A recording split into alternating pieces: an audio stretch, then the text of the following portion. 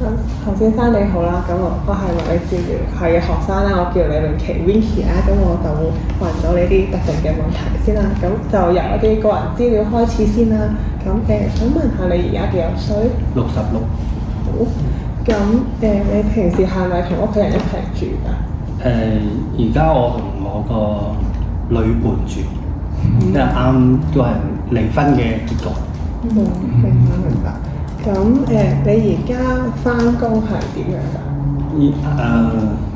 其實我就喺65歲嗰陣時咧就停過一段時間冇工作，即係啱啱踏入呢個退休年紀，因為我自己本身就係做開保安嘅，咁65歲係一個界限嘅分界，咁啱啱嗰陣時就冇乜進展，咁就停咗休息咗，同埋啱啱我又排到期咧，就係換右邊嘅寬教，咁所以停咗1年啦。咁個寬教好翻啦，即係換咗之後啦，咁啱啱先至開始揾翻個工作。我啱啱翻咗幾個月啦，而家我7月翻工嘅，咁樣咯。都係做保安。係都係做保安。咁其實就冇咩值唔值得翻工呢個問題嘅，即係已經係其實就好似你話齋嗰啲咁嘅心理複雜，好複雜啦。我65歲退咗休，咁我攞咗 MPF， 攞咗 MPF 咧嗰個數啱啱就攞唔到老人長者津貼喎，即係過咗喎。咁咧就我又要使晒啲錢佢先至可以再申請啦。咁我又使咗1年咁，但係啱啱政府啱啱又話推出，你之前半年冇嘢做，然後做翻半年啊派1萬，做1年啊派多1萬㗎嘛。我見到咁我冇理由同錢鬥氣啊，咁又去揾翻份工睇下得唔得咯？點知又得喎？我都諗住66歲嘅身份證都揾唔到工㗎啦。但係嗰個招聘會話請，咁咪即管試下做咯。咁又做到咁咪又做下先啦。咁樣工作就係咯，份工就唔係我嘅目標或者唔係我嘅的之一。咁做到就做咯，做唔到就其實都放棄咗一大半嘅啦。咁你之前嗰個保安做咗幾多年咁樣？之前其實我嗰個保安咧，其實係要個保安牌嘅啫。其實我係喺一間控制室裏頭，淨係負責打電話嘅工作，即係一個聯絡嘅工作。咁佢個職位就係叫保安啦，但係我淨係做打電話，咁所以做到，咁都做咗好耐，都做咗12年嘅。咁我哋就都講下你個病啦。咁你記唔記得你第一次發病係幾時啊？其實就係20歲左右咯。20歲嗰陣時咧，都係㗎，即係我哋嗰個年代就係李小龍嗰個年代啦，咩李三腳咁。咁嗰陣時咧又學佢咁樣耍下功夫啊，咁踢下咁，點知踢下咧就覺得即係棘住撬住實啲位，啲腳唔靈活。咁又因為都有啲碰撞啊、跌倒啊咁樣，咁就以為咧就係因為玩呢啲咧就整親咁，咁痛咗一排咁後生嗰陣時痛下就冇乜所謂啦咁啦。咁點知就好似越嚟越痛，咁同埋嗰陣時又同屋企人住啦，一家4口啊，或者一家6口啊咁樣喺度，咁有時打下麻雀，咁有時打麻雀咧又打成日喎，咁樣打完麻雀又好痛喎，又好辛苦喎，咁發覺就係有啲問題，咁就去睇普通門診。咁睇普通門診佢都當我係一啲風濕骨痛啊、腰骨酸軟啊、疲勞啊嗰啲咁樣，咁就俾啲冬青油，即係做下即係按摩下就冇咗回事。咁但係我就即係話再翻去睇咧，佢又同我照 X 光啊，或者照即係細心啲檢查咁啊。佢話你去骨科度睇啦咁樣，咁就寫咗我去骨科嗰度睇專門嘅骨科。咁我去骨科度睇咧，咁亦都嗰個年代就未有強直性脊椎炎呢個名詞或者呢一個病嘅。嗯咁啊都係睇唔出到啲乜嘢嘅。咁啊，但係我都好幾個月咧去骨科度覆診一次咁咧，啱啱就撞到個專門或者係識得呢個病嘅醫生咧，佢就同我驗血，就證實咗我係呢一個病嘅。咁嗰個醫生咧就話俾我聽嗱，你咧個血咧就有呢一個因子，咁呢個病就叫做強直性脊椎炎，咁啊跟你一世㗎啦，就唔會好返嘅，亦都唔會因為呢個病而引致你死亡嘅，佢最安慰呢句説話啦。咁啊，但係我聽到呢個講法咧，我都覺得係一個絕症啦，即係因為跟我成世咁啊，又冇得好返咁啊痛啊！咁嗰陣時佢哋嘅解釋咧就係你做多啲運動啦，就會即係做多啲運動，佢就會舒緩到啲痛楚嘅。尤其是係水療嘅運動都會更加好嘅。咁啊，但係喺我嚟講咧，嗰陣時我嘅身體咧都唔係好啊，即係都係瘦弱多病嗰一啲嚟嘅。我亦都唔係一個運動嘅後生仔，咁啊，所以好少運動啊。對運動又冇乜興趣啊嗰啲嘅。咁啊，痛咁就唯有就係休息同埋即係躺平啦咁樣。咁所以咧就佢又病發得唔係好快嗰陣時，喺我後生嗰陣時，只不過係每日都係痛啦，即係好似腰骨痛咁嘅痛。咁嗰陣時就冇強直性脊椎炎呢樣嘢。咁啊，以為都係啲長輩講嘅風濕骨痛。咁有時真係打風落雨又好似真係痛啲嘅。有時又突然間嗰日都天氣晴朗又幾好喎，又行得走得都冇問題嘅。咁佢有時係冇乜事嘅。咁係只不過可能有啲位咧係棘住同埋痛，要某啲位先至棘住同痛。咁你對你平常日常生活你就咗佢咧就冇事㗎啦。咁樣咯。咁啊咁啊，直至到咧個醫生咧就話咗我有呢個病，咁我好唔開心㗎啦已經。咁我冇辦法啦，都係唯有繼續睇同埋繼續做你呢啲咁嘅運動啊咁樣。咁又直至到有一次咧就好好啦，喺個骨科門口咧有個醫生，應該唔知係物理治療師定係醫生嚟。佢坐喺個門口度咧就等我哋啲強直性脊椎炎病患者睇完醫生出嚟咧，就拉住我就話俾我聽，佢話你係咪強直性脊椎炎啊咁樣？咁佢又話俾我聽，佢哋咧會搞一個免費嘅水療班，咁咪叫我去參加。咁啊，佢話對我哋嘅呢個病咧會好好嘅，咁又免費啦，又水療啦，又暖水啦，咁梗係去啦，咁就去嗰度做一個水中嘅運動班咁啦。咁啊，嗰陣時佢個設備同埋個地點咧就喺大口灣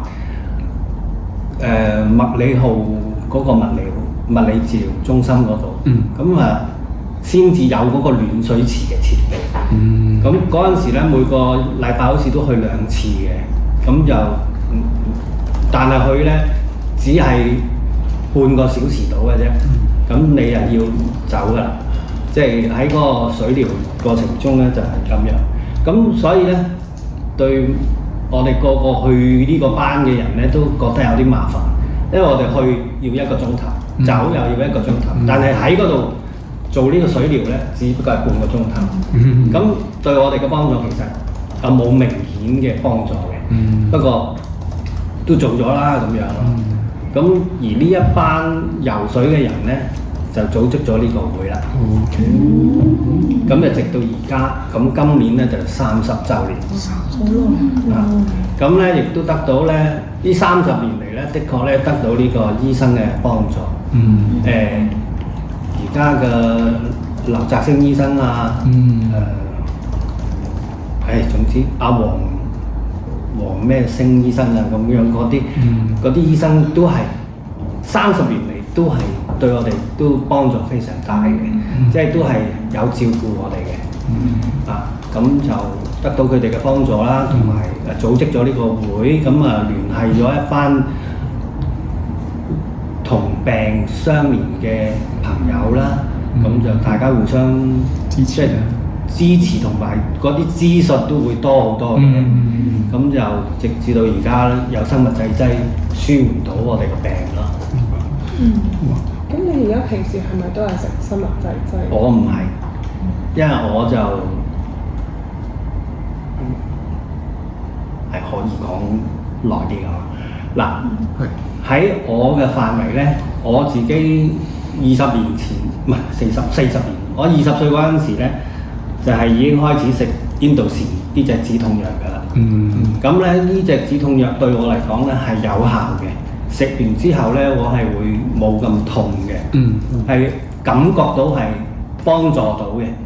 咁嗰陣時開始食呢個止痛藥，咁我嗰陣時開始食咧就係早午晚3粒啦，聽醫生吩咐啦，早午晚都食。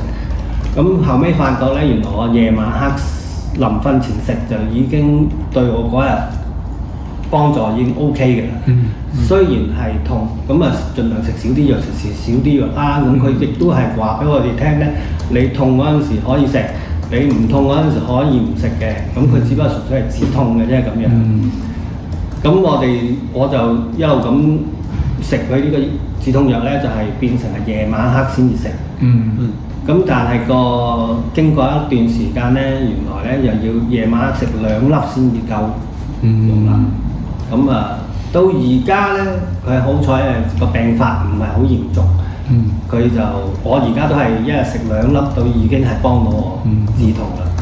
咁但係咧，經過咁多年咧，我個髖較位因為退化，因為呢個病嘅影響咧，令到佢退化咧，就所以左右都換咗㗎啦。咁我左腳就係10零年前換啦，好似2010年換嘅。右腳咧就係啱啱上年換嘅啫，咁咯。咁呢個就係我嘅食藥嘅情況啦。咁其實一早已經咧就有呢個生物製劑嘅啦。咁嗰陣時咧，醫生咧都叫我去用嘅。咁但係咧，當年咧就要7000蚊一劑。咁對我嚟講咧，就完全係負擔唔到嘅價錢嚟，所以我就已經放棄咗啦。咁咧就因為個價錢問題，所以我冇用到，亦都冇當時完全冇接觸過添。咁但係其他嘅會友病友咧，佢係有試嘅，有用嘅，有啲用過咧就話的確係好好嘅。一打完第一劑咧，已經係舒緩得好好嘅啦。咁佢哋有佢哋用咯。咁而我就冇錢啦，冇得用啦。咁但係之後聽聞又話，用呢啲咁嘅嘢有副作用啊，呢樣嗰樣，咁我就唔知啦。咁所以咧就一路都冇敢嘗試。但係到我咧65歲嘅時候咧，原來政府就話有2000蚊醫療券俾我啊嘛。咁我諗住，喂，你津貼我2000蚊，咁我自己出少少都好啊咁。加上咧即係前幾年我65歲啫嘛。加上佢個生物製劑已經冇咗專利啦，咁就已經係平咗好多啦。咁咧就係嗰年咧65歲咧係3000蚊咧有6支。哇！爭好遠。咁我咪申請去用咯。點知俾錢嗰陣時咧，藥房話俾我聽，你呢2000蚊醫療券咧只係用於私家醫生嘅啫。就唔可以用嘅，咁我焗要自己揞錢去買，咁我就打咗學打呢個生物製劑啦，打咗4支，但係打完之後咧就冇咩效果，我唔覺得舒緩咗，亦痛亦都係咁痛，咁而且打到第4支之後咧，我就出紅疹啦，出疹有敏感，咁就所以咧有2支係嘥咗嘅添，就冇打，就打咗4劑，咁就係咁啦。係打喺邊度？即係打喺手。就咁肌肉嘅啫，就咁係自己打落大髀嘅啫。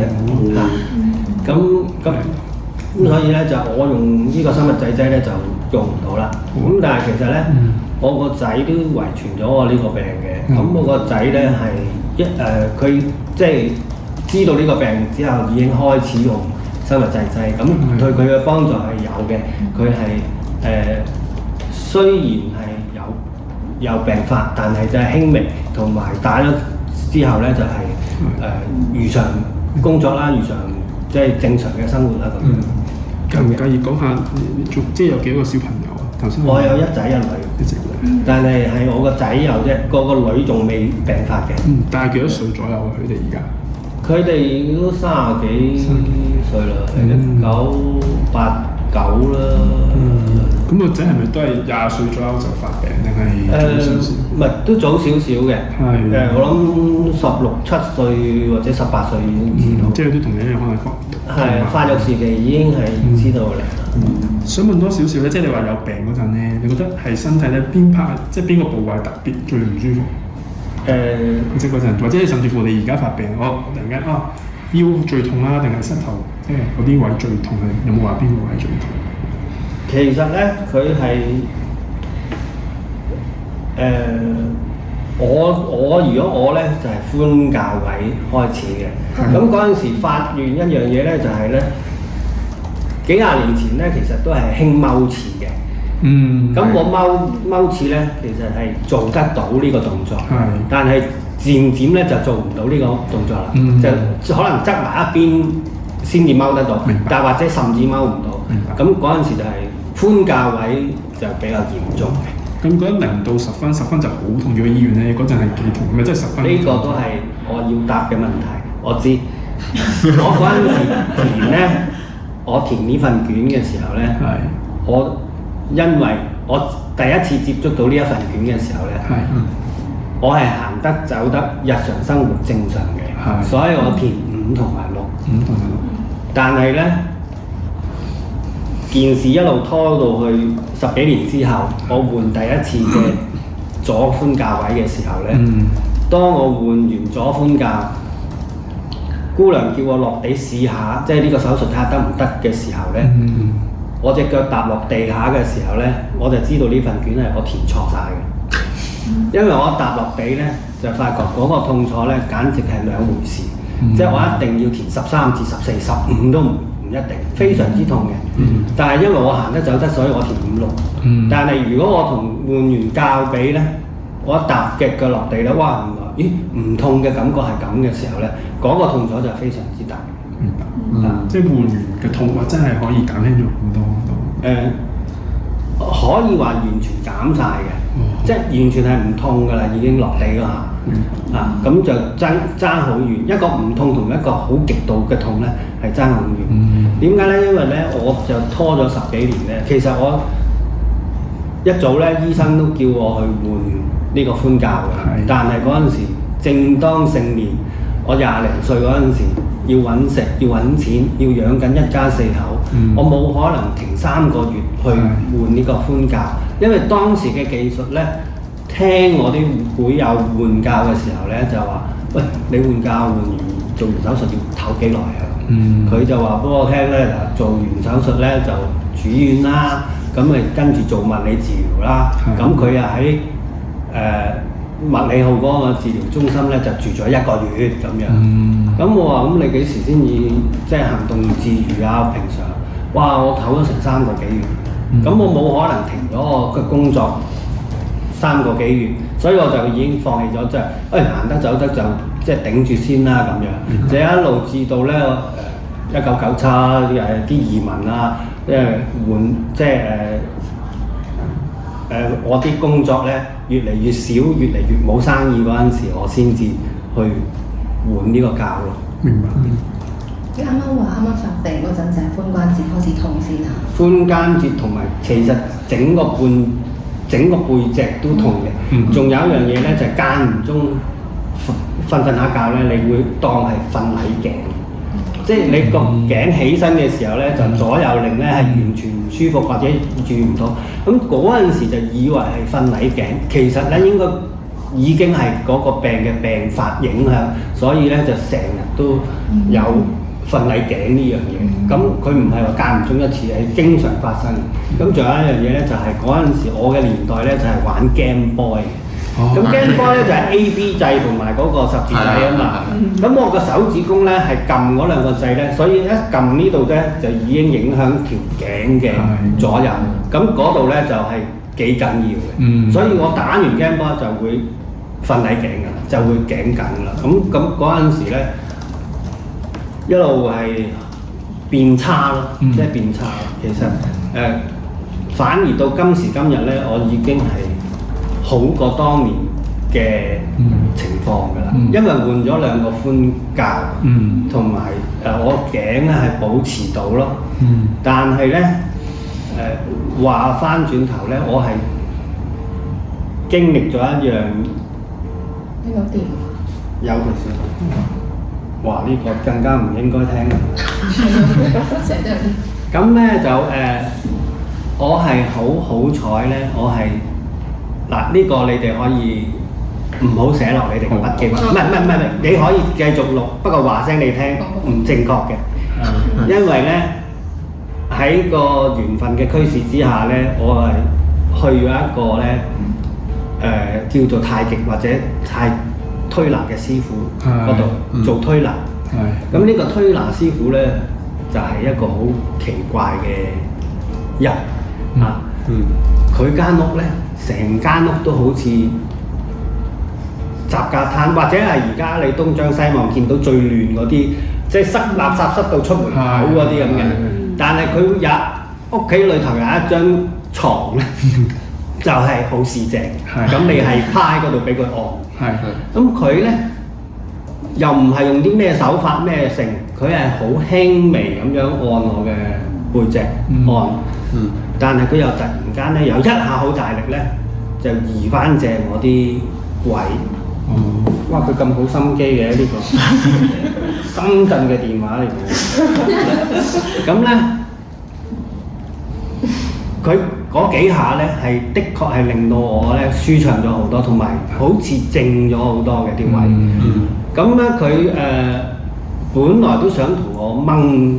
即係掹個寬減錯翻啱嘅，但係咧我就話我接受唔到，即係嗰度佢喐嗰個位咧，我都知道係唔可以接受嗰個力咁，所以就冇做到。咁咧就佢就同我按咗大半個小時至到1個小時嘅推拿啦。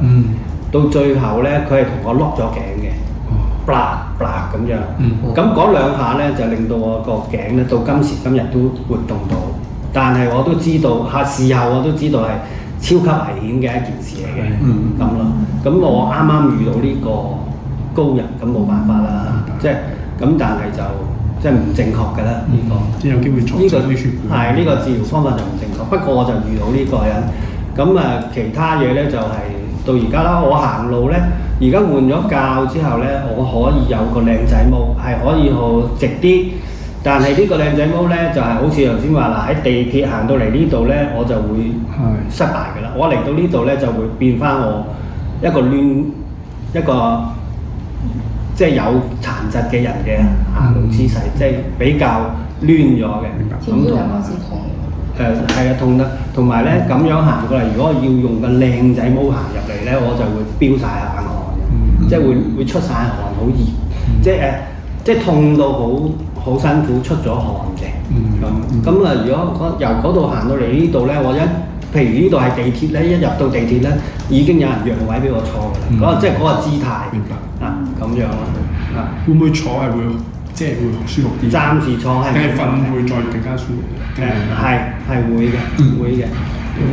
我想問多一個少少問題就係咧，你話。即係你20歲嘅時候知道自己有病，覺得係絕症啦，好唔開心。咁除咗唔開心，即係仲有冇咩特別嘅情緒啊、反應啊咁樣？可唔可以分享下？我所有嘢都放棄晒啦。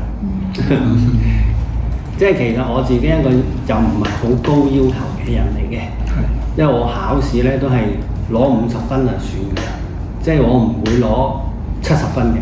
即係我讀書，即係我讀識咗，是但啦，都係聽日合到格嘅，咁我就會停㗎啦。咁加上如果我聽到嗰個咁嘅，即係我自己本身個人已經係咁啦，再聽到呢個消息咧，我已經真係好多嘢我都放棄晒，我完全即係我自己本身個人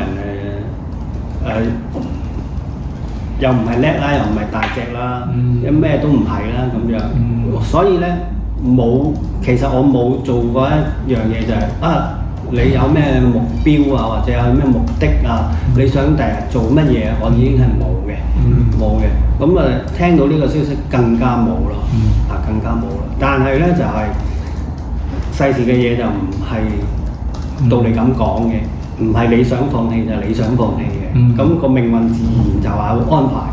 咁今時今日同大家後生仔講咧就係，真係你哋一定要信，你哋嘅前世今生又好咩好風水輪流轉都好咧，你係要信嘅。隨住嗰個緣分，隨住嗰個生命延續之下咧，你係會遇到好多嘢，就唔係你嘅能力所可以做得到。喺我嚟講咧，我係完全一個唔係好有本事嘅人嚟嘅。不過緣分係咁俾你咧，咁我亦都唔係一個差到好差嘅人嚟嘅。咁有機會我都唔掌握佢全部，我都掌握佢少少嘅。咁喺我嘅工作底下咧，我自己本身咧係畢業之後，我第一份工咧係 office boy， 信差，咁所以係完全冇前途同埋 hea 工嚟嘅啫嘛，咁寄兩封信咁返到工，咁但係呢樣嘢唔做得人世噶嘛，所以我阿媽咧就逼咗我去做學徒。咁大家如果睇 B27嘅網頁啦，B27裏頭咧，我係寫緊寶石篇嘅。個會信裏頭寫緊報，而家寫到第3課嘅啫。其實呢個會今年係30年。咁其實我10幾年前咧已經寫過26課喺度，不過而家重新再寫咁解嘅啫。咁我媽媽咧就俾我去做一個寶石學徒。咁我就順個形勢咧就去咗做學徒。去做學徒咧嗰陣時咧，寶石咧已經係衰落。咁就要轉另外一個門嘅工作，咁另外一門關於寶石嘅工作咧就係紅藍綠寶石，咁我就去咗學紅藍綠寶。咁呢個比較專門同埋比較高級嘅工作咧，就令到我咧就之後嘅工作順順利利就係呢一樣啦。咁就所以咁樣啦。即係學咗門手藝就好啲啦。係啦，學咗門手藝就好啲啦。咁其實我就好渣嘅。做得唔係好好嘅，不過香港咧啱啱獅子山下年代啊，80年代香港起飛咧，樣樣都係好嘅。咁只要你識少少技術咧，你已經係一個師傅啦。咁我就係啱啱食正嗰條水咧，就做咗一個師傅。咁就變成咧，我係做學師一路做咗7年，都叫做係學師。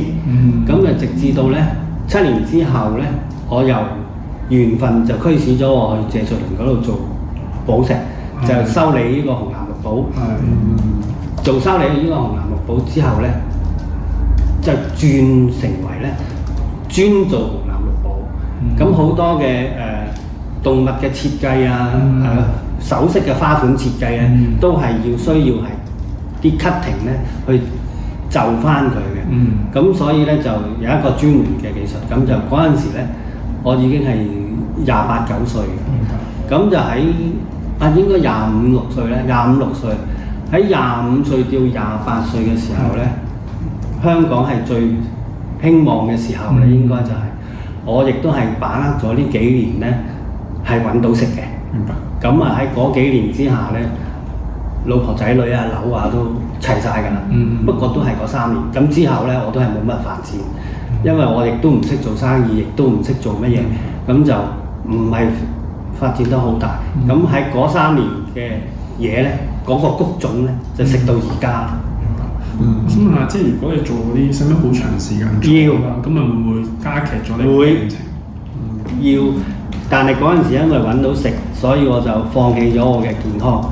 我幾大都要梗係搏命做埋佢啦。咁所以嗰陣時咧，我係最差嘅。嗰陣時我係翻經過3年就即係好辛苦啦。係最辛苦嗰3年。唔係，我想問下咧，即係而家見你都即係個藥，即係都同呢個病共存咗咁耐啦，都接受到啦。情緒會唔會話係有啲由好唔開心到而家都即係接受咗，係咪坦然咗？咁你覺得即係有冇咩可以分享俾我哋聽下？即係以前好唔開心到而家好似點樣轉變？係點樣轉變㗎？係間硬轉變嘅，係因為社會逼生活逼人，你要錢，你要養老婆仔女，你要生活，你所以就要咁樣做，咁就焗住係咁。咁咧介紹一出戲俾大家睇，最近嘅謝霆鋒同張學友嗰個海關嗰出戲。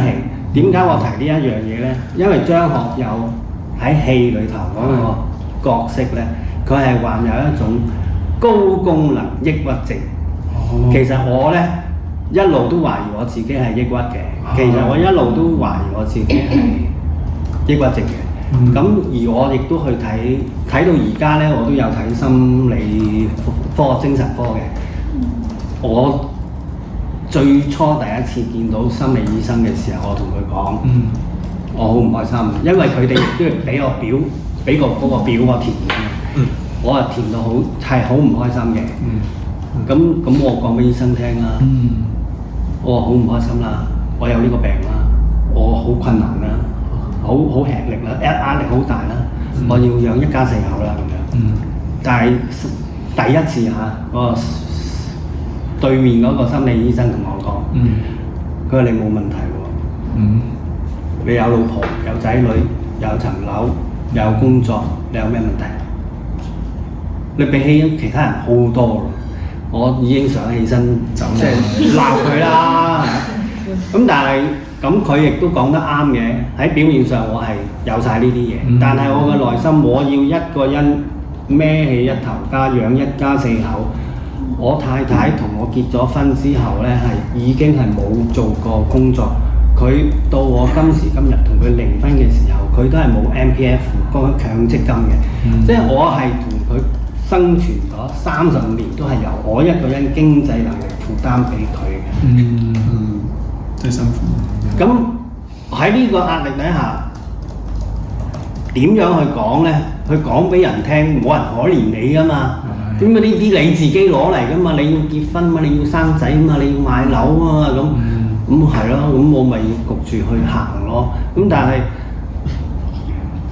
咁咪喺一路嘅學習，一路嘅生活過程。其實睇心理醫生，其實或者上呢啲身心靈嘅課程，好多時佢都話你自己催眠自己。咁啊，好容易入睡。我同佢講，我幾廿年都不停催眠自己嘅啦。如果冇得點做到今時今日咁啊？咁樣就咁咯。你話見心理醫生，咁有冇話即係除咗頭先聽你講食止痛藥啦，你仲話食啲可能少精神藥物幫手，定係有其他？我食過精神藥物嘅，不過我食過一輪咧，我又係對我幫助唔大嘅。同埋咧，係我食嗰啲藥之後咧，反而胃口啊各樣咧都係唔好，係想嘔啊，又仲擔心多咗一樣嘢添。咁所以我都同醫生講翻咧，就係都冇食到嗰啲開俾我嗰啲抑壓精神嗰啲藥物。咁同埋一路聽嗰啲資訊咧，都係所有精神病都係靠你自己嘅啫。你話就係有，你話冇㗎啦。咁如果你係要轉牛角尖嘅，咁就轉牛角尖㗎啦。咁我都係希望我自己可以達到即係自己嘅精神啦咁樣。咁啊好多嘢都係焗住處理嘅。咁喺我咁大嘅抑鬱同咁大嘅壓力之下咧，所以咧喺又係緣分嘅驅使咧，我係48歲。差唔多成48歲或者50歲，50歲之前咧，另外一個緣分咧係出咗現喺我身面前嘅。咁喺嗰陣時，我同我自己講，如果我今時今日生活得唔開心，有咁嘅壓力，而有呢個緣分喺我係咪要爭取咧？我都係矛盾咗好耐，同埋係同自己。即即係對抗咗好耐。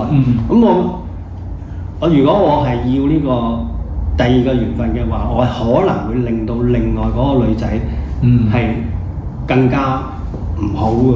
咁究竟我要定唔要好咧？爭取唔爭取好咧？咁樣。咁我自己喺嗰陣時唔知點解，即係個信心或者嗰個抑壓咧都幾廿年啦，所以咧我決定係要嘅，同埋我要俾心機去做嘅，係去俾心機去經營冇錯。咁我就去嘗試咧，咁嗰陣時係懷住一個心情咧，就係話得我如果我爭取，其實對方都會選擇㗎嘛。如果對方選擇阿靚仔你，或者同你年紀一樣嘅靚仔你，都會離開我嘅，咁咪冇事咯，咁咪一家便宜兩家著啦，咁我起碼都減咗一陣間啦，咁樣。我係諗住咁嘅，但係我太努力啦，我同佢經營咗20年，所以咧喺我幾年前咧就穿咗煲，咁就要離婚，就啱啱咧先至得到法庭嘅絕對離婚令，即係今年先啱啱得到呢個絕對離婚令。咁就件事就係咁樣解決咗。咁而家就要好似方東升咁講，長命120歲。我而家要重新開始過，延續。我要120歲，我先至有機會享受我嘅後半段人生。如果唔係，即係我係已經係個病咧，已經係咪倒數咯喎，70歲噶咯喎，拜拜噶咯喎，咁咯。咁我都想問完啦，想問多少少關於日常生活嘅嘢嘅。咁我想問下，即係你話細個會打工，好似你先唔打功夫啦。咁我想問下，你而家咧平時會做啲乜嘢？即係會唔會即係你病發前同病發後做啲乜嘢啦？同埋咧，我想問下會唔會話，即係你當你壓力好大嘅時候，有冇話做啲乜嘢幫到你手咁樣？即係做下啲，即係可能有啲人壓力大會聽歌啊，會睇電影啊，咁類似咁樣，會唔會做啲乜嘢可以分享下？如果以前咧，後生嗰陣時咧，我一路都係我最健康嗰陣時咧係我最揾到錢嘅時候，反而係嗰陣時咧，我哋每個禮拜咧都會行山嘅。咁喺香港嚟講咧，我都行晒香港嗰啲麥理浩徑啊嗰啲都行晒㗎啦。咁而嗰陣時咧，我係好特別添，因為我冇錢買波鞋，所以我係着拖鞋行山嘅。咁唔知好定唔好啦嚇。咁我係就咁行山嘅。咁嗰陣時嚟講咧，就都行咗起碼5、6、7、8年嘅山。咁就嗰陣時就比較活躍啲咯，但係個病咧就係會影響到我嘅，即係一路越嚟越唔得嘅，越嚟行咧，行到最後咧，我係即係冇辦法啦，唯有一個即係攣起揸住嗰啲士的攣起嚟行，腳下半身係冇問題嘅，上半身就比較殘弱啲。咁嗰陣時我都係可以活動到。打下羽毛球都有嘅，乒乓波啊都有嘅。但係之後咧，到而家我已經係老態啦，就好少運動啦。即係但係咧就因為後生嗰陣時咧，其實咧喺我個年代咧，我係聽過石堅先生講嘅氣功係幫助好大嘅。咁佢嗰陣時我睇過。石堅先生嗰個指教啦，或者係佢嘅電視嘅片段啦，咁我都有練呢樣嘢嘅。咁其實我覺得都係有用嘅，有用嘅。咁問翻你關於心理健康嘅問題咧，你啱啱就話一開頭就覺得係即係知道有呢個病之後就係即係晴天霹靂啊，好絕望嘅。咁如果係而家嘅話，你會點樣形容你？冇辦法咯，冇符咯，即係都冇話冇符，話會變咗正面嘅，只不過係唔會正面我到而家成個人都係好負面嘅，甚至我喺 B27嘅角色咧，我都係一個負面嘅角色嚟嘅，因為我都係反對派同埋係挑戰派。你咁樣做呢個活動可以咩？咁人哋搭車搭船得唔得咧？咁即係提出咗好多負面嘅問題咯。同埋我覺得有好多工作咧，即係可能即係10幾年前已經有呢啲咁嘅訪問，我都係多數都係唔參加嘅。直到而家，咁我都咁耐，我相信我而家嘅年紀同埋而家嘅經歷咧，講俾你聽咧係有啲說服力。但係我後生嗰陣時，我講高功能抑鬱症嗰個人可能當我嘥氣。不如有你有豐富嘅經驗咁先可以。希望而家講嘅嘢係說服到你哋覺得係係喎，係咁樣喎咁咯。咁其實你都話你有呢個抑鬱症，可能都一段時間啦。咁嗰陣時，你哋屋企人知唔知道？佢哋係知道嘅，但係因為屋企人咧都係顧住揾食啦，同埋咧我哋嘅家庭感情咧，亦都唔係話十分維係得都好好嗰啲，即係大家都係見個面食飲餐茶就算嗰啲啦。咁其實就唔係又唔係住埋一齊啦，咁樣都係你有你我有我啊咁樣，同埋反而即係可能有少少。你又好啦，揾咁多錢，你又好啦，你又點，即係呢一種咁嘅態度，咁啊變成喂咁啊，梗係少啲聯絡就少啲殺氣啦。咁所以就佢哋係知，不過就冇幫助嘅嚇。即係其實我係排第3，我係最細嘅。其實我係好想人照顧同埋好想人愛護一個人嚟嘅。咁我都係其實我好依附我爸爸媽媽嘅。咁所以最後咧係我同我爸爸媽媽我同佢住到30歲到啦，即係同佢一齊住。咁其他2兄弟咧都係自己組織咗家庭就離開咗嘅。咁我媽媽對我嘅愛咧係多嘅，但係我爸爸都係嚴父啦，當年都係嚴父啦，又冇乜傾兩句啦。都淨係喺我單方面去學習我老豆嘅處事能力，同埋我單方面學習我老媽媽嘅處事能力。因為一路漸漸大咧，我係發覺到咧，我爸爸做人處世係非常之好體面嘅。咁我去學習咯，但係佢嘅武膽啊，佢嘅小男人啊，或者佢嘅缺點咧，我都係知嘅。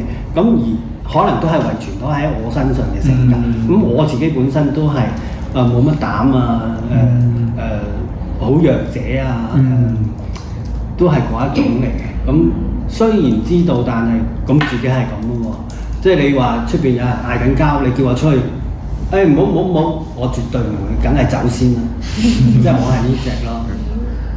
咁我媽媽就係交遊廣闊，同埋係好 friendly 嘅。咁我係想學，但係學唔到嘅。其實我喺行山都識到一大班朋友嘅。其實呢班朋友對我都愛護有加嘅，但係要我做到我媽媽咁樣同佢哋咁 friendly 嘅，我又冇佢咁叻啦。即係都係知道有難處咁樣咯。咁呢啲係我嘅心理質素啦。咁喺我自己嚟講咧，就都係啦。即係你話你抑鬱咩？你就係抑鬱㗎啦。你話你唔係咩？你就唔係㗎啦。即係我都係持呢一個態度啦。咁咯。咁就所以我睇嗰啲心理醫生，我都唔覺得有乜嘢幫助。咁有冇話你要做啲咩事啊？即係你呢40年嚟啦，咁情緒可能一直都係好低啦。咁有冇啲咩時候你覺得係可能有個人拉你，好似係真係好咗嘅，或者係做啲咩事令到你覺得好似轉變咗嘅喎？有，我啲女朋友咯。唔係講笑嘅，係真嘅。因為咧喺我好多段嘅感情之中咧，我係學習咗好多嘢嘅。由我暗戀第一個女朋友嘅時候咧，呢個女朋友咧其實同我差唔多應該係一樣大嘅啫。咁但係佢係公司嘅秘書，而我係公司嘅學師仔。咁點樣可以行即係傾得埋咧咁樣？咁係遠遠咁樣去暗戀啦。但係咧呢個暗戀係成功嘅，因為咧嗰陣時係遇著一個97嘅問題。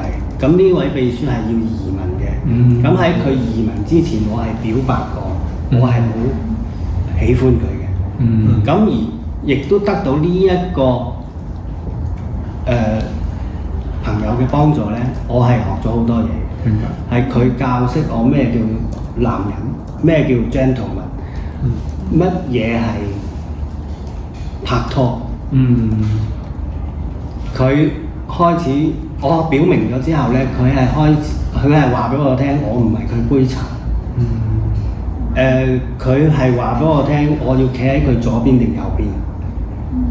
佢行到去門口，佢會停低，讓我做一個紳士風度同佢拉門。佢會喺凳前邊停低，讓我同佢拉凳。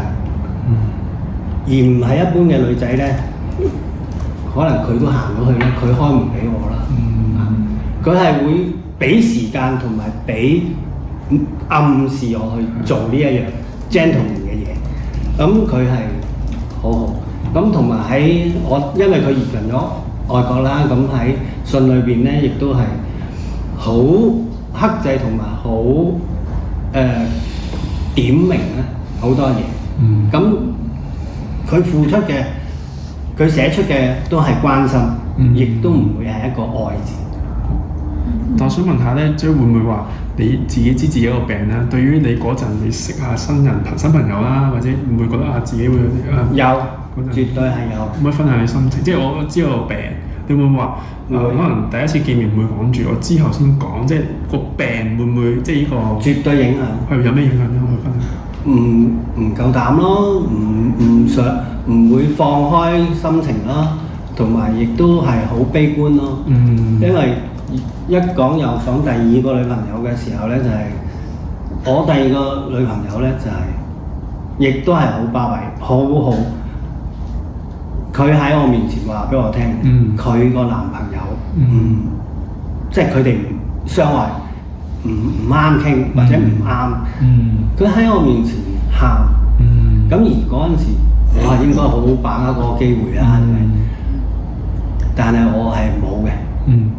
我係話俾佢聽，我抹唔到佢啲眼淚，甚至以後我都冇咁嘅 power 去抹佢嗰啲眼淚。可能你同我一齊，你啲眼淚都係一個咁流嘅啫。即係咁啦，呢個係對我係好傷嘅。明白。我想問下咧，即係別除即係識新朋友啦，你個病咧會唔會影響即係你父母？即係你父母知你個病點樣對待你，會唔會唔同咗啦？同埋甚至乎可能你啲仔女，如果知爸爸有呢個病，會唔會有咩唔同咧？即係個關係會唔會影響，或者會唔會係咧？影響。可唔可以分享下？即係父母同埋仔女。如果我爸爸媽媽咧聽到我係講俾佢聽我有呢個病嘅時候咧，都係繼續食飯啫。都係冇乜嘢表示，亦都冇咩話更加關顧我冇嘅。咁你繼續睇醫生咯，即係繼續食飯咯，繼續生活咯，咁冇咩特別，完全冇乜嘢好過或者差過，即係照平常啫。但係我個仔咧就會埋怨咗我嘅。佢即係會係計嗱。我個仔咧就會係埋怨咗我嘅，因為咧，佢自己都有。我搞到呢個離婚咧，都係因為我個仔，佢都大啦，佢要結婚啦，佢想攞我另外一層樓咧做結婚嘅新屋啦。咁我俾唔到佢，點解咧？因為我係有個女人啦。咁就穿咗呢件事啦。咁而佢同我計較嘅就係咩？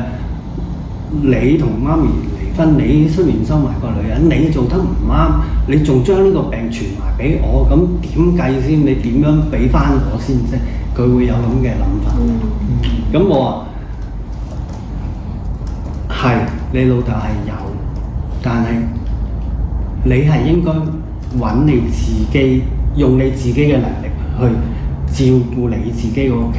我話我係用我自己嘅能力照顧我自己，而我得唔到你媽咪嘅愛，係我去另外一個係我嘅犯錯，係我嘅唔啱，但係我會承擔呢個責任。咁而點解會搞到我同我太太唔啱呢？就係、我太太亦都係一個好好嘅家庭主婦，一個好好嘅媽媽。但係佢將佢嘅愛99%俾咗啲仔同女去缺乏，佢冇俾到我。佢雖然日常我咪又煮埋你餐飯咯，又照顧埋你咯，又同埋你洗衫咯。但係我希望同佢有親密嘅行為嘅時候咧，就拒絕咗。咁呢樣嘢都對我好傷。咁而且咧呢樣嘢咧係嚟得好快。我基本上同佢生完仔生完女之後咧，佢都已經拒絕咗我嘅。咁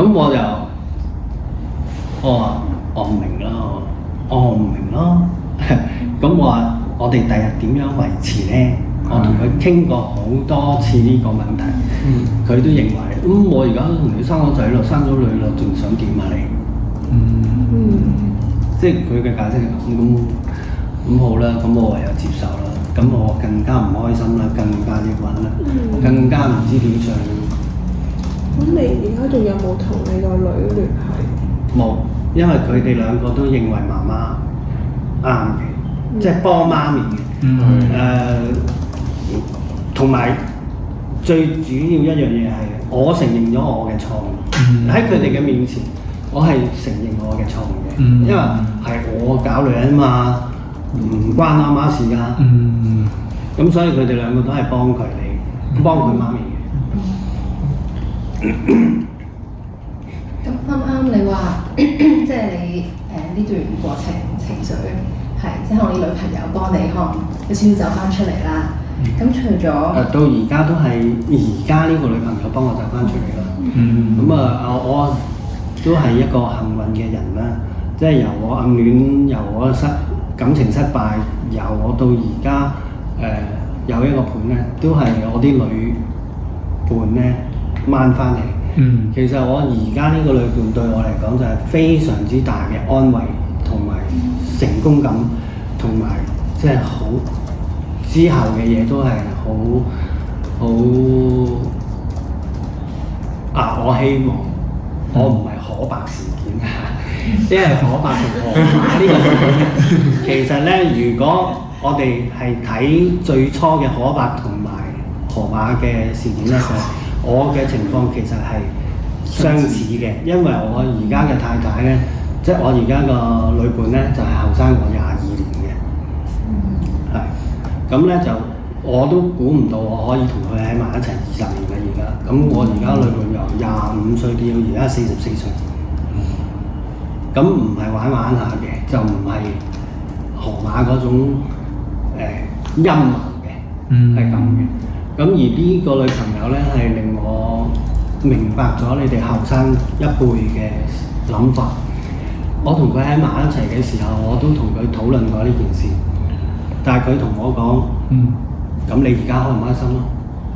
你而家開心嘅話，咁你開心咗佢先咯。你如果你唔開心嘅，你唔要嘅，咁你更加唔開心啦。都係得唔到㗎，個結果唔會好咗㗎。但係如果你開心咗嘅，你起碼開心咗而家先咁你之後點？之後努力做又好，之後唔做都好，之後再算。咁佢係叫我珍惜同把握現在啦。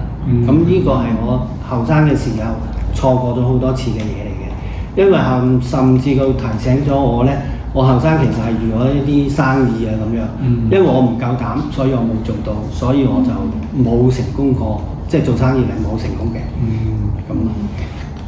咁同埋我而家我呢個盤，除咗令到我把握到而家嘅之後咧，亦都令我成長。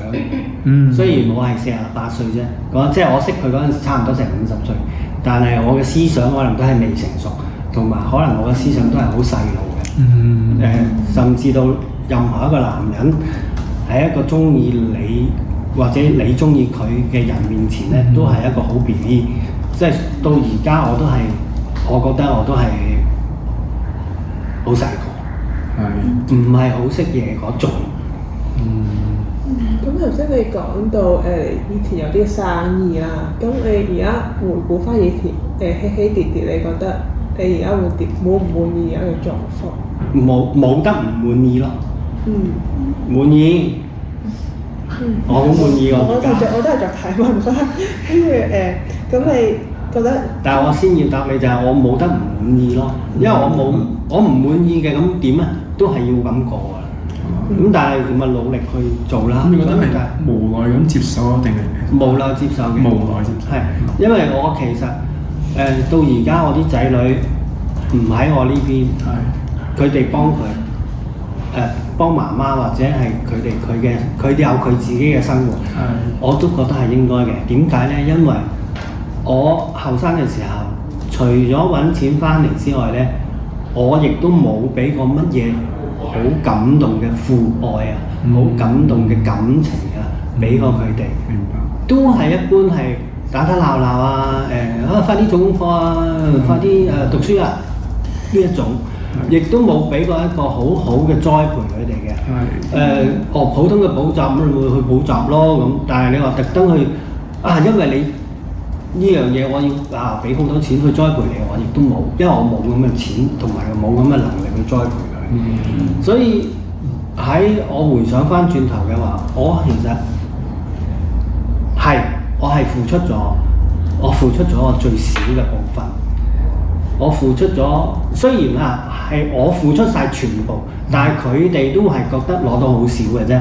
咁我明白嘅，咁我付出咁少而攞唔到回報咧，其實係冇乜關係嘅。如果我將我成擔心機、成擔希望俾佢哋，而我得唔到咧，我會好後悔。但係其實我都知道，我未必係得到什麼回報。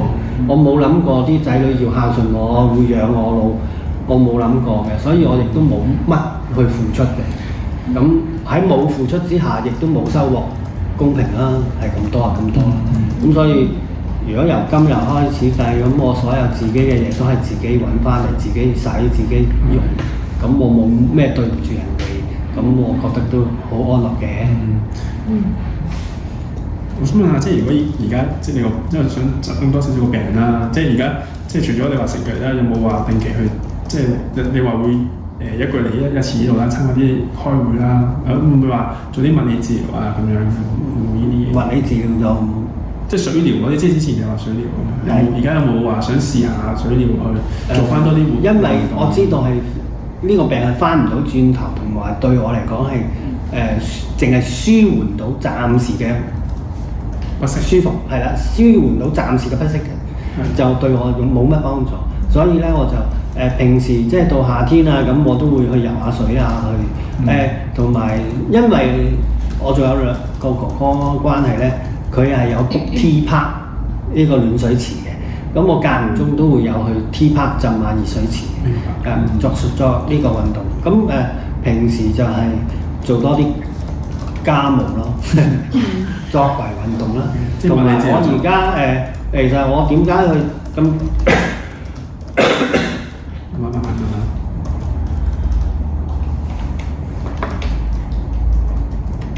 即係到近來點解我揾翻份工咧？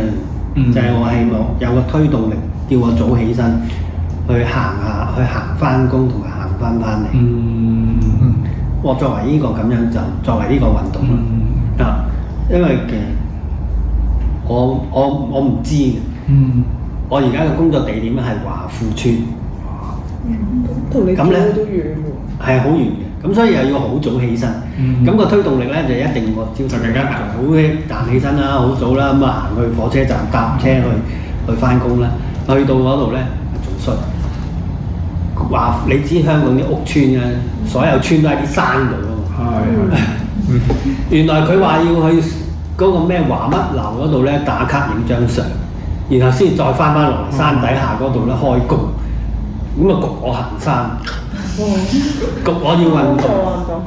谷咯啲運動。咁我話都好啊，咁就係呢啲運動啦，我會做呢啲。但會唔會話行樓梯落樓梯都會痛嘅？會嘅，會痛，不過就少嘅，即係行嗰度咧都係好少嘅啫。即係已經其實唔係太多嘅，都唔係話成日病發，係都係已經即係已經唔係慣咗。佢個已經慣咗，其實佢已經係日日都係病發緊，不過好輕微。我係食藥同止到痛，咁而我盡量做我日常生活要做嘅嘢，喐動到個嘢就唔會，因為我都知道係如果你傷風感冒攤喺度幾日咧，佢會更加痛。係啊，更加痛。咁你又要再喐多啲先至可以喐翻嗰個程度嘅嘢咁咯。咁而家你要咁早起身啦，咁會唔會瞓得即係會唔會話夜晚都係瞓痛醒，定係都瞓得好唔好啊？你而家？呢樣嘢就係我都幾叻嘅，由我最痛嘅時候痛到痛醒，至到而家瞓咧，其實係會嘅。不過咧，我都已經將我自己催眠咗㗎啦，即係我都係要話俾我知，我要瞓覺，我要瞓翻幾多個鐘先至足夠，我會盡量去瞓，痛我都繼續瞓嘅。我會適應到嘅，同埋好似換覺呢啲咁嘅情況咧，做完手術咧，咁就好多我啲隔離床，我覺得咧，哇，好班子閉，好亂七八糟，又話飲湯，又話食藥，依樣嗰樣。我做完個手術咧，我就叫我老婆嗰日唔好上嚟探我就瞓足24個鐘。就咧令到佢盡快咧恢復。盡快休養就好翻。咁之後嗰幾日我都係盡量係平復自己嘅心情，盡量睡眠，盡量去令到佢快啲新陳代謝好，乜都好啦。咁你盡量快啲去。即係會唔會話瞓覺其實都係你一種，即係我好大力我瞓覺就會覺得舒服咗，都會幫到你情緒或幫到你壓力嘅。咁聽落幫唔到嘅。其實我瞓覺咧。我反而有調翻少少嘅，即係我要繼續瞓咯。你繼續瞓？我要繼續瞓咯。我要繼續瞓咯。即係繼續瞓。我會係令我自己繼續瞓咯。即係啊，我可以瞓到嘅。就算我心情最差，即係搞緊離婚啊，要見律師啊，呢樣嗰樣嗰幾日咧煩到不得了啦，我都。雖然係即係瞓到兩個鐘或者3個鐘，我都會叫我自己瞓。咁即係前後嗰4個鐘咧，我係眼光光啊定咩都好啦，我會瞓喺呢個牆度叫我自己繼續瞓咯。係想自己即係精神啲，即係就算係可能情緒好差，但係都逼自己瞓。定會唔會另一層面就係想自己少少短暫逃離啲問題？會，梗係會啦。成日都咁想添，最好係咁添啦，係啊。呢度你係咪都適應咗你而家嘅生活？要適應啦，係適應嘅，適應嘅。咁如果咧係0至1分咧，你有幾大信心？即係你嚟緊都係可以繼續呢一種生活？繼續嘅，會繼續。好。咁我哋大致上。我問下即係如果將來幾年咧，有冇咩計劃？即係有冇話冇計劃，除非我中咗6合彩。我都想，一億我一億都。係啊，冇計劃，即係順其自然而行咯。你由發病到而家個身體嘅狀況係點樣變化？你一開始係有少少可能唔舒服啦，跟住去到邊個位係最唔舒服，之後到而家又慢慢又即係變到好翻啲嘅喎，即係個轉變係點？變到翻啲。你話你而家係好似好過之前？因為而家係做咗手術，兩隻腳嘅痛楚減少咗啦，即係髖臼位嘅痛楚完全減咗啦。咁而家就係腰骨同埋個即係背脊全部嘅背脊痛啦。咁嗰啲係冇辦法啦，咁就接受啦咁樣，食止痛藥啦。即係做多治療就係，即係做手術同埋食止痛藥，咁就控制到你嘅病情。同埋我最主要就係頭先講嘅遇到嗰個太極師傅啦，佢同我落完頸之後咧，我維持到而家咯。嚇。幾多年前落來有冇啊？記唔記得？都起碼都20年㗎啦，起碼都20年。我想即係頭先我哋即係有啲基本知，因為我哋有個框架，可能你 B 啊、清佢都聽過叫 ICF 啦，可能我哋想知多少少咧，即係關於你個病點樣影響你嗰個，即係例如可能即係你話嗰個髖關節咧喐唔到咁樣個角度，點樣影響你即係生活？我係想講頭先話知多少少。住痛就住。係啦。即係例如話可能會話我抬腿，其實我即係正常可能90度，但係我可能之前好痛嘅時候，可能得10度，可唔可以分享？有冇啲類似咁嘅嘢？我一路都其實咧就係、我行嘅時候會一邊腳好痛咯，我會就住趌下咁樣行咯。嗱呢個係最差嘅程度就去到咁嘅啫。咁踎唔到啦，着唔到襪啦。着唔到襪。而家係做咗手術之後，而家係緊着到襪。係，即係要出力去着襪。以前就係着唔到啦，踎唔到啦。同埋係咯，其實你話要走2步啊，咁我都走到2步嘅。反而踢唔起啦，踢唔到隻腳啦。隻腳係只可以前後啦，唔可以打橫。即係打橫意思係，即係唔可以擘大隻腳。拼步。拼步咁行。打橫就即隻腳唔可以咁樣。即係唔可以咁樣就得啦。即係唔可以擘大隻腳。唔可以大字步，大塊步唔可以大塊步。係啦。其實佢係得嘅，不過就唔驚做啦，係咯，唔咁做。你兩邊都換咗啦，當時醫生有冇話係可以用幾耐？佢話用10零年嘅，但係呢隻都應該已經10零年㗎啦。你覺得個功能上面都仲好？非常之好啊！佢哋做得好好啊，啲技術都好好。其實我係擔心長短腳啦，因為做完之後咧，的確係長短腳嘅。但係咧，姑娘話俾我聽話，你啲漸漸慢慢會平衡翻㗎啦。佢又真係平衡翻到咯。咁呢邊第2次換嗰個教咧，佢就話用機械臂同我磨嗰個位添，咁就更加準確。咁就但係佢做完之後就話佢好似係唔知沉降咗5個cm咧，定係幾多？咁就話爭啲。咁但係而家到現在咧就穩定翻都冇問題，都唔覺就有咩長短，技術都真係好好。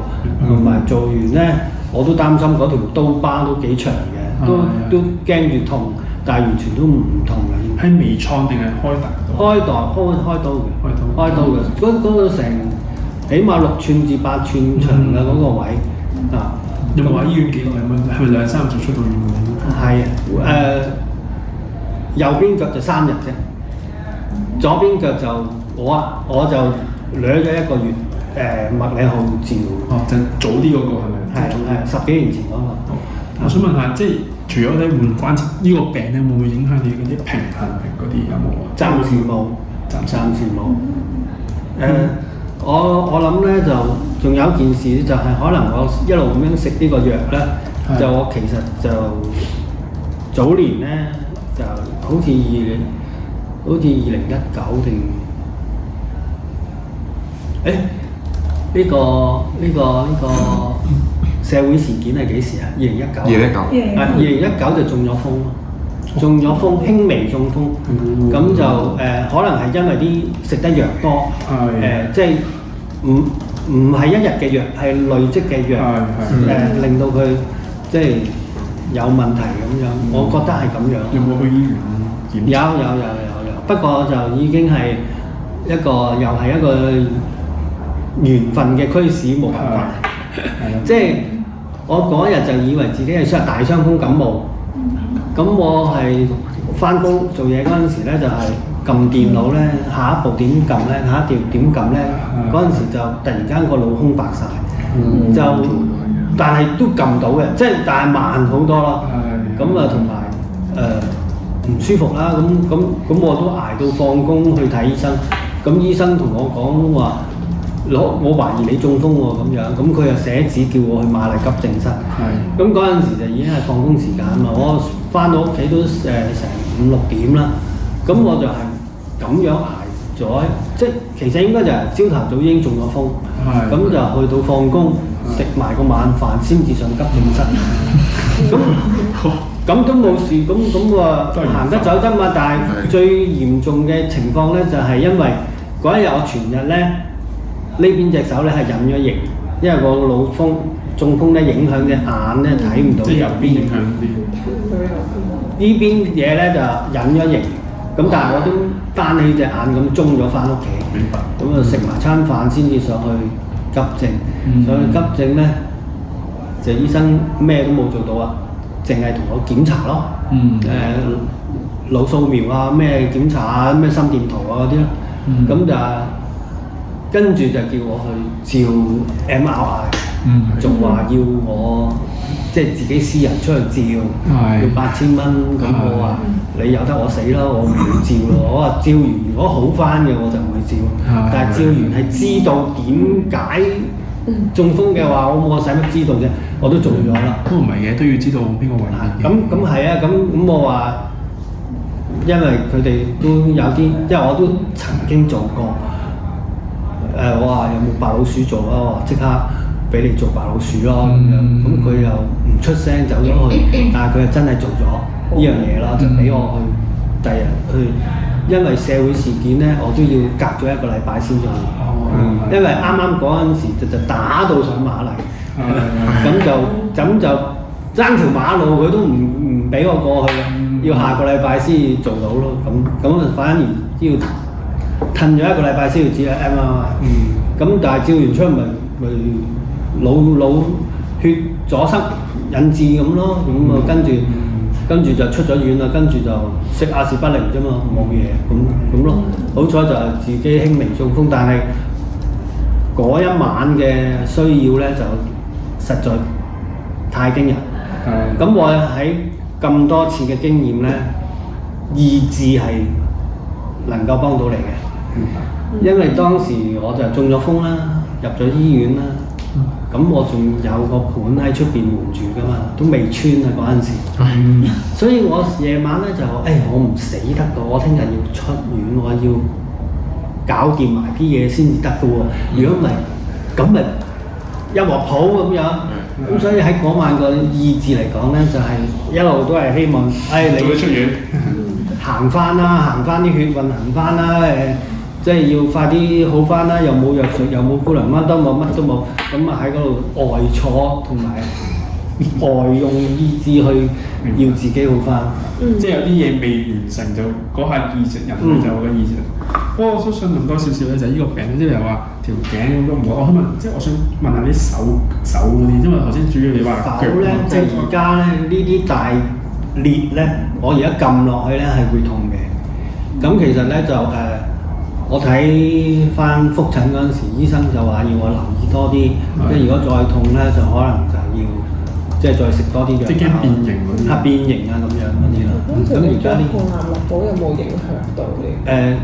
有嘅，因為嗰陣時咧，我直情係全個人咧都係點樣㗎？嗰個動作係點？嗰個動作咧嗱就好似嗰個相機擺喺我呢度咁啦，我就要用一個揸手咧係磨，要磨咁，同埋咧我哋磨嗰啲石咧就好多時都要控埋去啊，去磨啊咁樣啦，喺個轉盤度磨，個轉盤就好似一個唱盤機咁樣啦，喺度磨轉，我哋喺度磨咁樣。咁所以就一定係坐喺度，同埋一定係攣低個身。同埋我睇放大鏡嘅時候咧，都係要好集中精神喺控落去。咁而我哋個 B27嗰個強直性脊椎炎咧，有一樣好重要嘅病咧，就係虹膜炎。而我咁樣用眼力去睇咧，就其實影響大嘅。有曾經試過3-4年咧，每年都病發呢個虹膜炎，引致到呢個係工作壓力啦，或者係工作啦，所以引致。咁之後係因為咁就轉咗份工？唔係，係因為冇生意，因為一路越嚟越淡啫。我本來係可能97，可能97啊，同埋搬咗上大陸做啊，呢個工序，因為大陸嘅人工平，我本來收開10蚊嘅，佢收2蚊，咁係冇得做。咁啊啲人搬晒上去做咯， OK，咁之後你做咗啲，你做咩？即係做保安咯。就之後就一手做保安。我後生最初嘅時候就係諗住買一棟大廈自己做保安嘅，不過最後都係只係做保安咯。我再想問多少少啦，即係我哋睇翻，即係我想了解多啲個症狀啦，即係除咗腰背痛，呢個胸會唔會會呢度係會凹，會凹嘅？會凹。而其實而家有係好咗，不過真係要用10年8年唔出奇。我都有成日吸氣啦，去谷翻呢嚿出嚟。會唔會睇起難咗啊？其實好難，係好難嘅，同埋你係會呼吸得好少啊，好唔夠氣，即係唔夠氣咁樣。係完全唔夠氣嘅，完全唔夠氣嘅。當你喺抒發或者想吸氣嘅時候咧，你就好感受到㗎啦。會嘅。佢一路咁樣收緊，一路收緊，咁好似硬咗咁。硬咗同埋收緊咯。咁當我一知道嗰陣時，我就已經自己吸氣去抗衡翻佢。咁但係都係已經係粒粒地嘅。明白。同埋有時話咧，朝頭早會硬咧，你點樣幫自己？即係我硬，即係我嘅神經就唔係好勁，但係有。咁而家就可能反而嚴重啲。咁我坐起身之後就喐下，即係咁樣。即係會唔會隻腳都似我咁樣？唔會，咁樣都係做一啲好輕微喐到嘅動作。就幫到自己啦。已經幫到嘅。咁其實如果要做就要真係要花咗恒心同埋花咗時間去做先得啦。我相信係如果我的起心肝做嘅都係得嘅，都係得嘅。咁我都想即係我再問下其他先啦。咁仲有個即係例如，你覺得即係香港啦啲社區設施環境咧，會唔會即係對你個病會唔會即係有啲困難？即係例如可能我好大力夠冇乜力咁樣，即係話手有機會都唔會。喺我哋嘅程度啦唔會，但係喺坐輪椅嘅程度應該就會。即係都有啲病友都係要坐輪椅嘅。要坐輪椅。你除咗啱啱話喺地鐵站行過嚟，可能比較困難，仲會話其他生活方面啊，會有啲困難。暫時我就應付到，暫時我應付到嘅。不過我知道有啲會友咧，佢病發同埋佢哋個程度咧差啲咧係影響嘅。佢哋嚴重嗰啲影響咯。我就暫時未有咩影響。我想問下，即係如果院友啦，會唔會啲關係係都幫到手？即係頭先你話齋可以共享啲資訊啊。係啦，會嘅，會，即係絕對會，絕對會。絕對會。佢哋而家就最主要就係聽下啲打過生物製劑嘅朋友講啦，經驗啦，就去打生物製劑去舒緩啦。咁呢個係最大嘅幫助咯。至於你話我哋啲咁資歷嘅，我叫佢去做咧，佢都唔會去做嘅。因為佢哋即係人人有個人嘅個性咧。你留意下喺街度問，宏禮樓喺邊度啊？咁樣你問嗰個人咧，其實佢唔係去宏禮樓，佢去樂富商場啫嘛。即係咁解咯。即係大部分問人哋樂富商場喺邊啊，佢就會問13號小巴啊點啊咁，然後佢驚你知道佢嘅秘密啊。即係變成我係不時都勸一位會友，你換咗佢啦，我2隻都換晒啦。佢到今時都係唔換啦，我而家好翻添啦，冇痛啦。唔知點解嘅喎，即係人有個人嘅性格咯。咁你平時係會見呢啲會員多啊，定係會見翻你之前行山嗰啲朋友？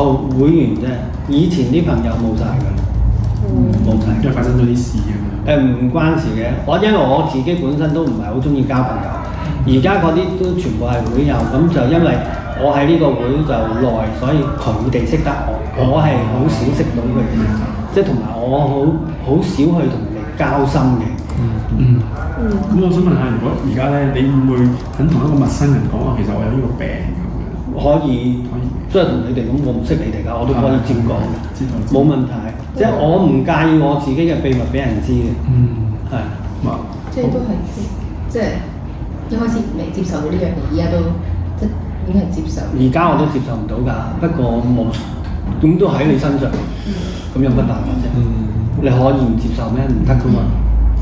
唔係都想問埋就係一個問題就係、你屋企咧會唔會有啲設施係真係特登為咗呢個病，可能嗰個拐杖或者甚至可能有啲設施可能暫時冇例如可能嗰啲企缸沖涼嘅暫時冇，即係唔會話有啲設施去特登去就冇嘅。暫時都冇。嗯因為我換教就試過墊高個座廁咯，即係有個座廁嗰嚿嘢墊高佢嚟俾你坐啊嘛。但係我有買到嗰嚿嘢嚟用，但係用過幾次之後其實都冇需要啦。咁沖涼使唔使話跨過嗰啲企，即係嗰啲叫咩啊？浴缸咁樣沖定係企缸？我屋企簡陋都係企缸嘅 OK 所以就冇特別嘅。因為有啲可能用浴缸就可以冇特登為我呢個病而做過任何措施，暫時都未有。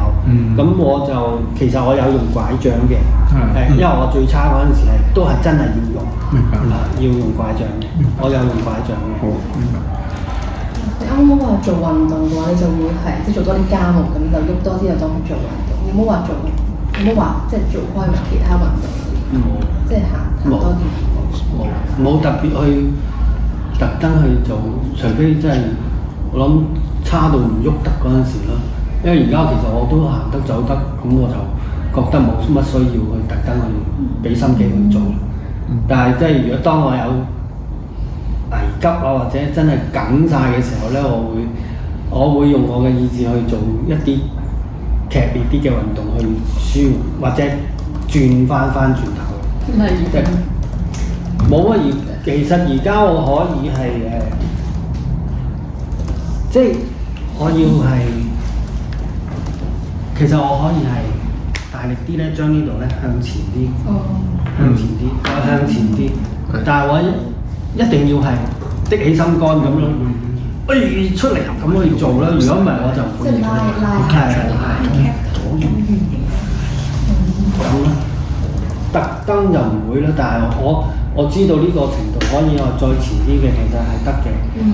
咁我好痛嗰陣時會做咯，或者係點啊？即係特登做幾下咯。因為咧，無論我做咩運動都好咧，都係會痛。係啦，都係會痛。同埋5分鐘之後咧，佢係會打回原形嘅。即係就算我去 T Park 浸完個暖水池係好舒服。嗰5分鐘之後，當你沖完涼換完衫，你已經痛翻。會唔會好灰心？即係灰心，絕對係灰心。整個過程幾廿年，其實我都係好灰心。即係如果我唔灰心嘅話咧，可能我做咗好多嘢，但係因為我灰心，我都係冇做到。咁你而家平時都係即係翻工之後翻屋企咁樣，即係都冇話有啲咩特別嘅活動？冇咩特別活動。咁你有冇話打下麻雀咯？湊夠4個人。都湊到嘅，不過好間中啫，亦都唔係好好。總括嚟講，嫖會咁吹我都冇，咁所以冇乜所謂。冇咩特別嗜好，而家都多數都係睇電視、上網咁嘅啫。即係冇話發掘咗啲咩新嘅興趣出嚟咁樣去做？冇。想加插少少問下，會唔會話掂嘢嗰啲質感會差？即係眼有機會就會影響到啊？會唔會話摸可能甩牌甩唔到咁樣？暫時都唔會。聽見嗰啲好似即係感官。暫時我成個人冇咩特別唔妥完全都係應該係正常嘅。除咗硬啲冇乜，會唔會冇力攞重嘢會唔會有困難？好重？重嗰啲有困難，不過都攞。即係一般嚟講都攞到嘅，但係你即係叫我搬包買翻屋企就唔好咯。咁問多一個問題就係、你啱啱話除咗即係你啲伴侶啦，同埋即係 B27入面嗰啲病友啦，即係咪醫生其實都係你呢條即係治療嘅路上面幫咗好大嘅忙？醫生就唔係幫我，係幫個會。但係醫生即係開藥啦，同埋喺應該係唔覺意之下幫咗我嘅，因為我好早年咧都已經係申請咗呢個傷殘津貼嘅，咁佢哋都批嘅。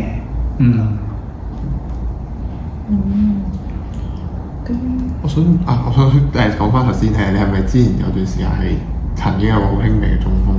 咁但係經過嗰個之後，其實你有冇咩對你有冇咩影響？其實嗰件事其實更加灰咯，更加唔開心咯。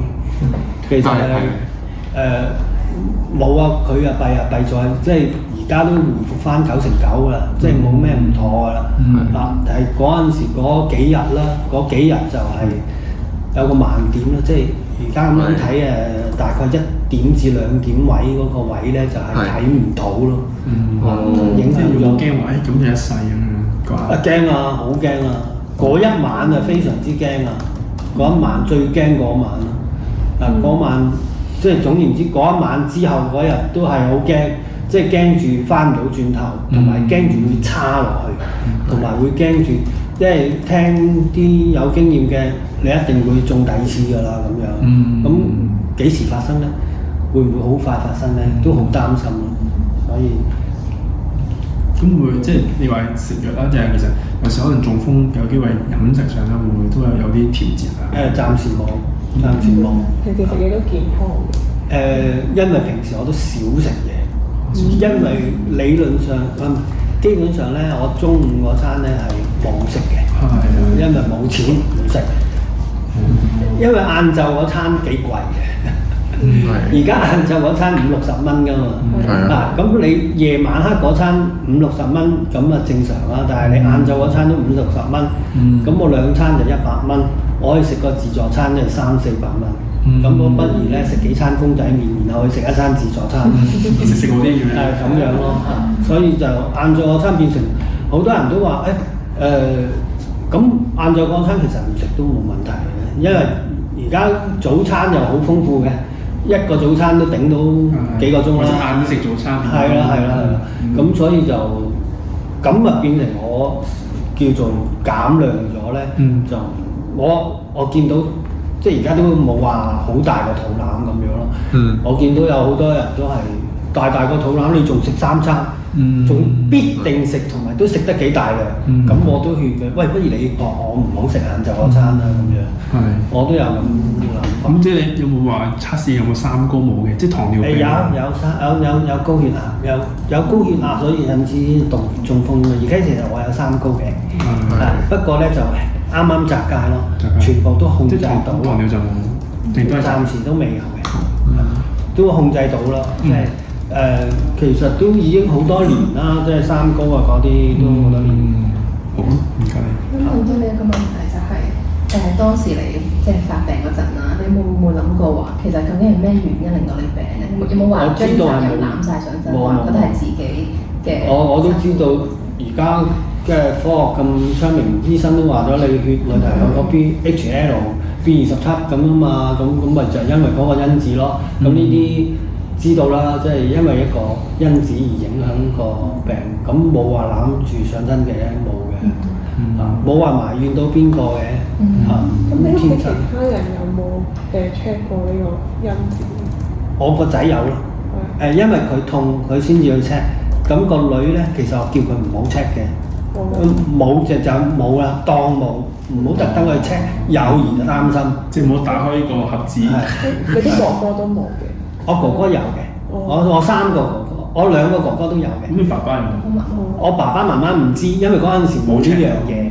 有冇都有啲症狀都係話會？有，我媽咪長期都話腰骨痛嘅。爸爸就冇。爸爸腳痛咯，但係唔知係咪佢哋都有咯？冇，唔知呢個就唔知嘅。咁一開始你即係有呢個病嗰陣時，冇話對治療有啲咩希望咁樣？冇，即係都係冇希望。醫生都冇話到醫得好嘅。佢話咗嘢醫冇得醫同埋醫唔好啊。即係淨係靠食止痛藥，同埋叫你做多啲運動。係啊。咁一開始確診嗰陣，佢醫生就話呢個病唔死得啦，但係都冇得好翻啦。咁你嗰陣時好痛啦，你會唔會有一刻覺得其實即係可能你都唔係好想繼續生存？